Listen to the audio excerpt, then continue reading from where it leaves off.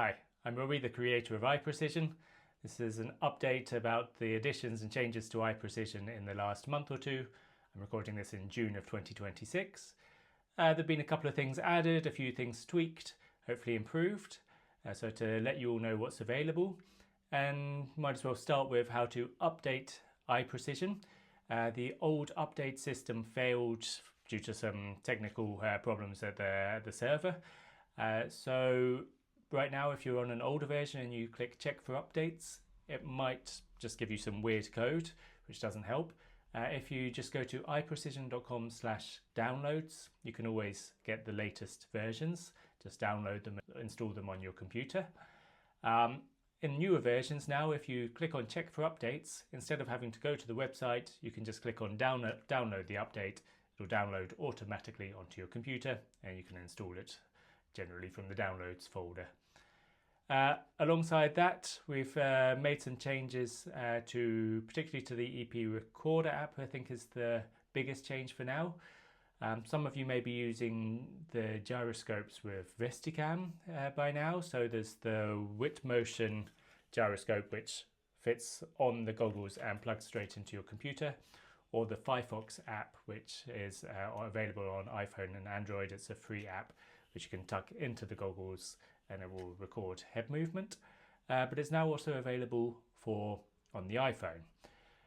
This is built directly into EP Recorder. There's a button at the top to turn the gyroscope on and off. In most cases, this won't add anything. Generally, you're using your phone to record on a tripod. So you've got your phone on a tripod, on the desk, on the table, however you're doing it, and it shouldn't move. That's the point of the tripod.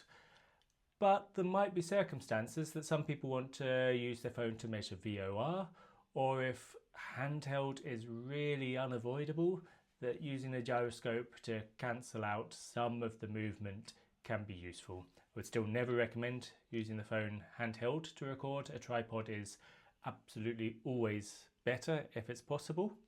The gyroscope might provide a bit of correction.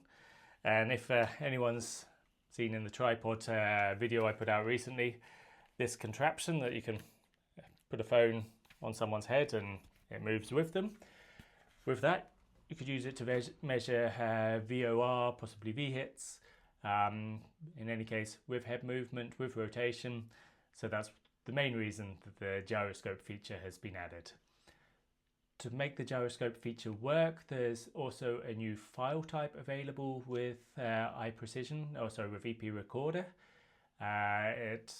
When gyroscope data is enabled, it will save a file called a .eyep file, and when you share that with your computer, if that's via AirDrop or however you're doing it, then that will be the file type that opens on your computer, and you can open that directly into iPrecision.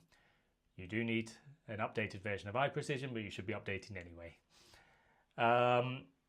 Those files, the video files that are created with the IP files, are still saved to your phone in the normal way. In fact, there's now a list in the EP Recorder app that you can click on, and it will show you the files you've saved.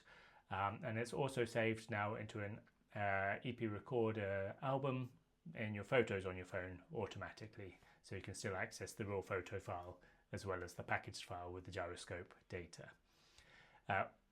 Technically as well, if you need to access the video on your computer and you don't have your phone available to send it again, you can always change the .eyep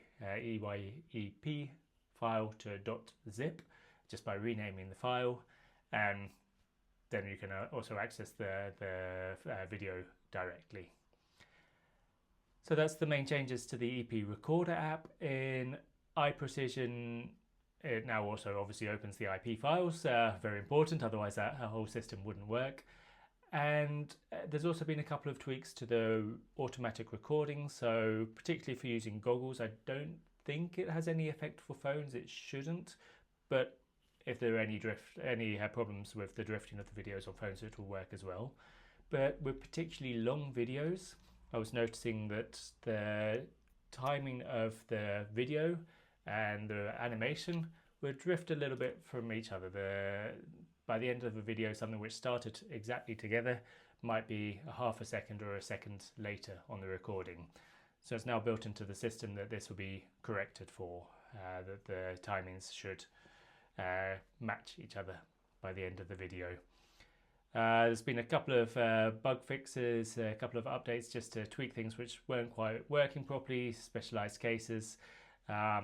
It's become easier to overwrite saved sequences that you may have used. So if you had kind of your standard test and you name it whatever horizontal testing, and then you decide, oh, I don't want to use the large saccades, I want to use the random large saccades, you can load your sequence, change the order or change the animations that you've got in your animation queue, and then click overwrite, and then it will save it and you don't have to create a new file. I think that's all of the kind of noticeable changes.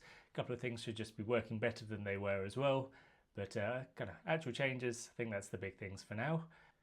If you have any suggestions of things you'd like added to iPrecision, or any changes you'd like made, anything that you think is missing, please let me know. Contact me at support@iprecision.com.